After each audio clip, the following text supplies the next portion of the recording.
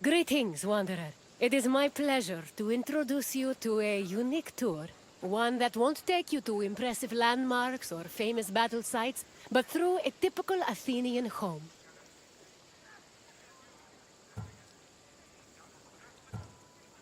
If Olympus is Zeus's sanctuary, then my house is my own. It is a place where I can shelter myself from the noise and stress of city life. For an outgoing people like the Greeks, the house was a refuge of privacy. Inside, they could escape from the constant demands of civic life to enjoy the simple pleasures of family life. Look for me when you are done, and we can discuss the things you've seen. Farewell for now.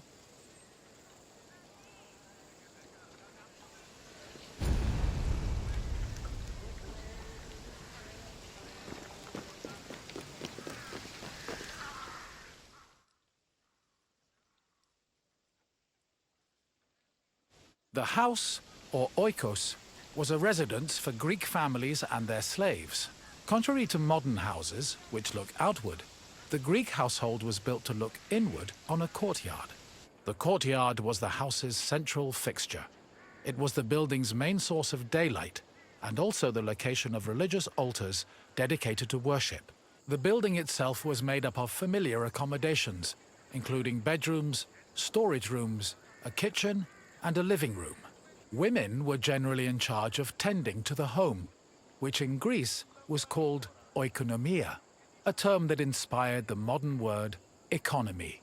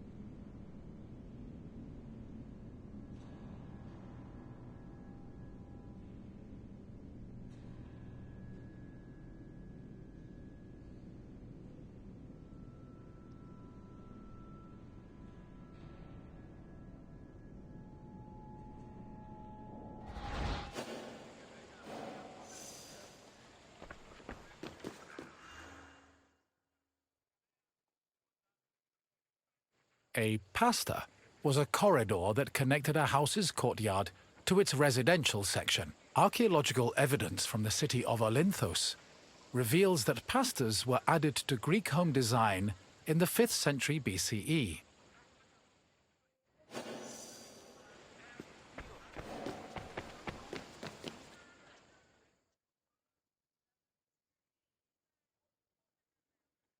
Greeks had no qualms about combining their work and their private lives, and many of them worked from home. Artisans like blacksmiths, sculptors, and potters often had workshops in their houses. Some even operated small stores to sell their work. Similarly, doctors were known to treat patients in special offices located in their homes. Women also worked in the house and were responsible for making textiles, as well as producing clothes and supervising weaving, which was carried out by slaves. If the household was wealthy enough, they could even produce a surplus of textiles to sell in times of financial difficulty.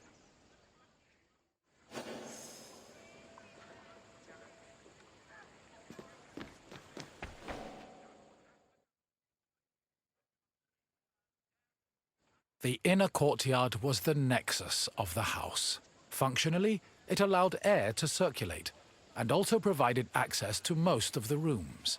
It also sometimes housed a well or a cistern that collected rainwater. In the center of the courtyard was an altar to Zeus Hercules, who served as the protector of the household. Women would often use the space to sew and cook, while children used it as a play area. Furthermore, if the family had pets or animals, the courtyard was where they were allowed to run free.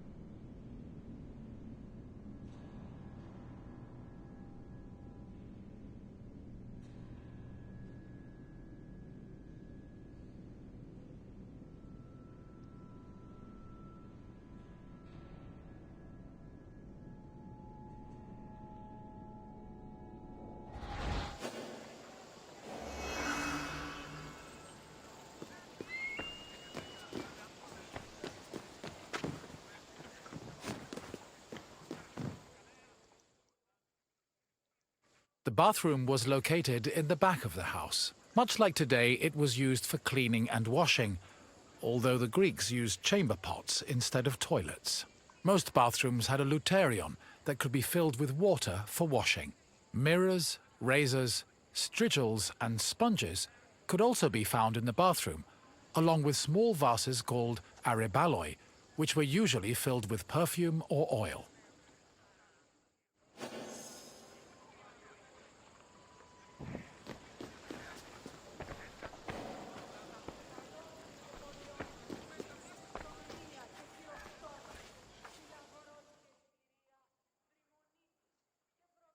Greek homes had kitchens where the family's meals were prepared.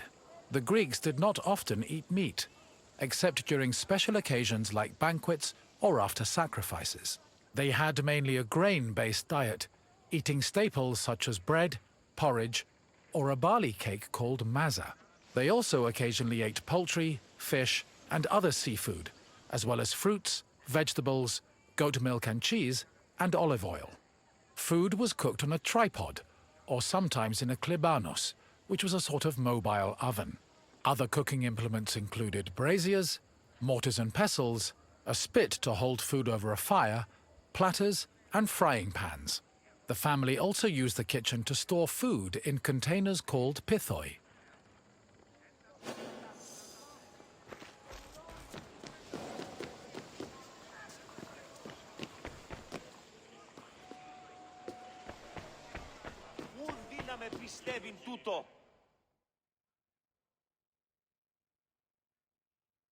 Symposia were major social institutions in Greece. They were drinking parties held exclusively for men. The party took place in the men's section of the house, the andron, where residents and guests reclined on special couches called klinai. Food was served on low tables set in front of the couches, while wine was placed in a crater in the center of the room. During a symposium, men drank, sang, had philosophical discussions, and played games like kotobos. Musicians, dancers, and even courtesans were often welcomed to attend as well. However, wives and daughters were always excluded.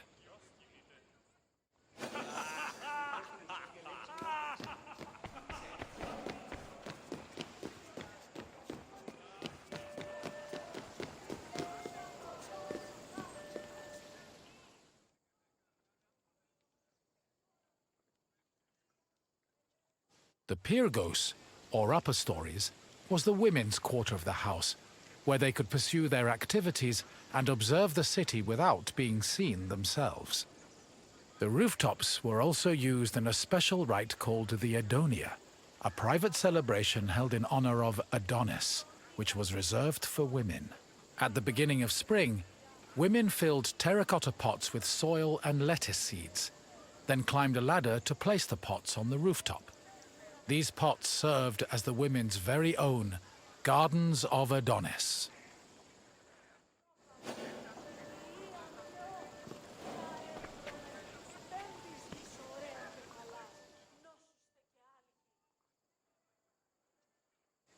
I hope you now have a better understanding of the routines and home life of the Greek people. What would you like to do next?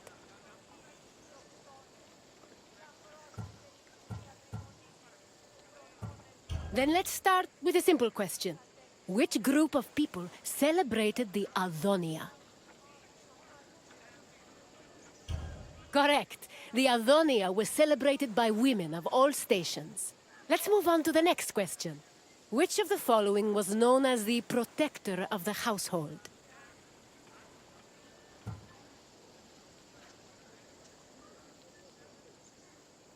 No, this particular Zeus was known as Zeus of the Oath. Try again. Yes, Zeus Herkios protected the household, and an altar to the god usually stood in the center of the house's courtyard. On to the final question. Which of the following was not located in the bathroom? Correct. The Klivanos was a mobile oven usually found in the kitchen. It seems you really know your way around Greek homes. Well done, wanderer.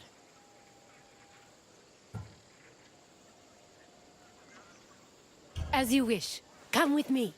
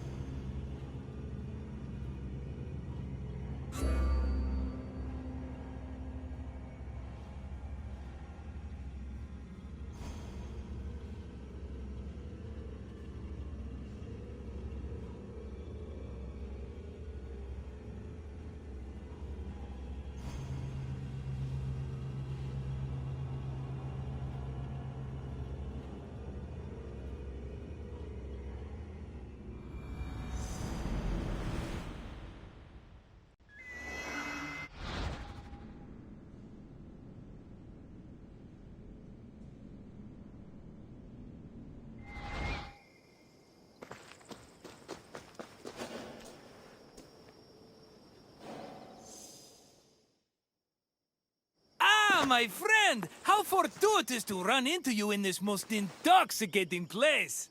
I'd offer you a drink, but for some reason the workers won't let me borrow any of their wine. Cheapskates. Why, I'm Marcos, of course, one of the most successful merchants in all of Greece. You really haven't heard of me? My name is known from Kefalonia to Kos. If you've ever paid money for something, I probably received a percentage. But enough about me. Let's go back to what you're doing here. You know, I once started my own wine business on Kos. It hit a bit of a snag when my investors, three brothers calling themselves the Cerberos, suddenly lost faith in me. But after they had a tragic run-in with a bloodthirsty Misthios, I was able to land on my feet. From then on, the streets of Kos overflowed with wine, and my purse overflowed with drachmi. Very sad about the Cerberus, though. Couldn't have happened to nicer people. As you can probably tell by all the grapes, this is one of Greece's many vineyards. Wine was an essential part of Greek culture, and this tour will take you through how it was made. In addition to being delicious, not to mention lucrative, wine was an important part of Greek economy. I promise I'll meet you at the end of your visit, my friend. See you soon!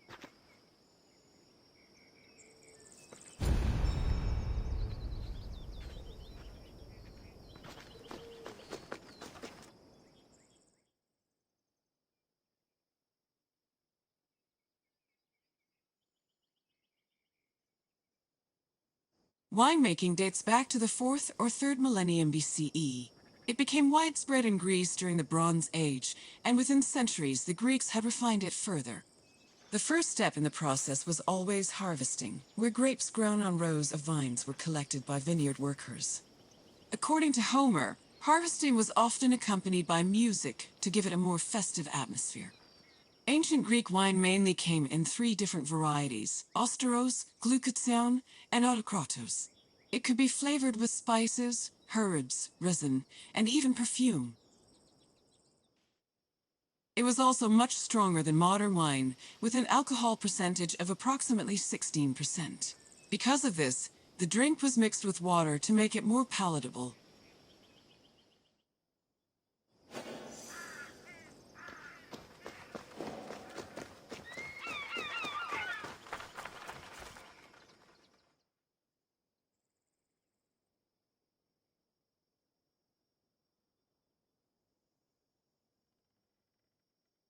Grapes were dried to maximize the wine's sweetness and prevent it from turning into vinegar. In most vineyards, the drying process involved laying the grapes out on the ground under the heat of the sun, then covering them at night to protect them from accumulating dew. According to Hesiod's poem, Works and Days, the ideal time to dry grapes was 10 days and 10 nights. When they were finally completely dried, the grapes were collected in jars, just as they are today.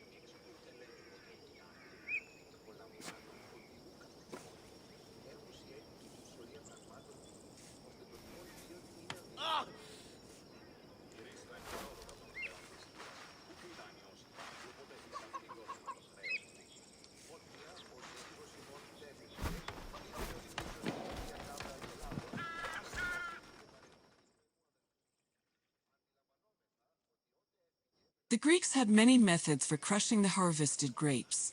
The most common technique was to use a lenos, a large treading vat where workers stomped on grapes with their feet.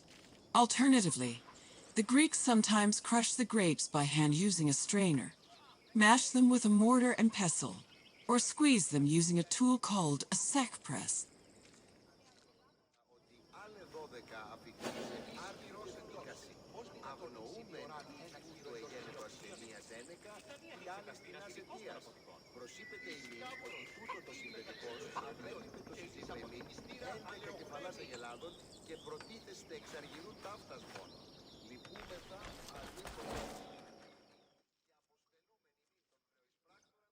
After the grapes were pressed, the resulting juice was poured into large containers called pithoi, where it fermented. Once fully fermented, the wine was filtered through an ethmos or sack, which separated it from the residual yeast called lees. The wine was then placed in a special storage room. The room was half buried to keep it dry and maintain a consistent temperature of 15 degrees Celsius. These measures ensured the wine wouldn't lose any of its quality before being shipped to market.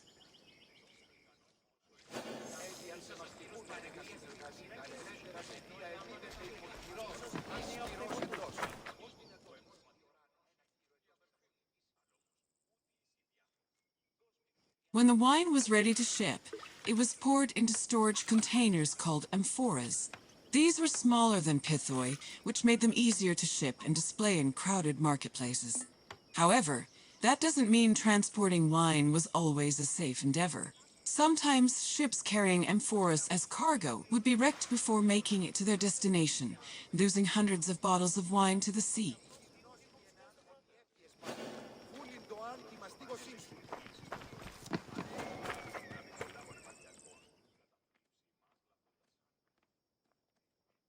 Ah, my friend, are you drunk with knowledge? I hope you enjoyed yourself learning about all the picking, stomping, and bottling that goes into making Greece's favorite beverage.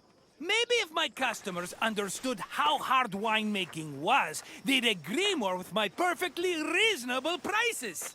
But let's talk about something else, yes? What else can I do for you? You want your intelligence tested? Well, let me tell you, my friend, no one is more qualified for that task than me. Let's get started.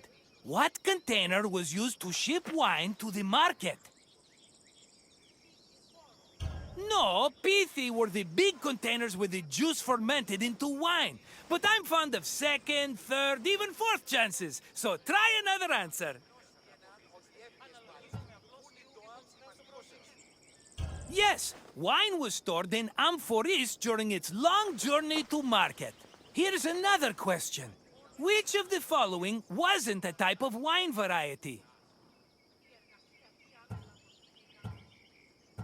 Glicazon was the sweetest type of wine, and my personal favorite. But it is not the correct answer. Try another one.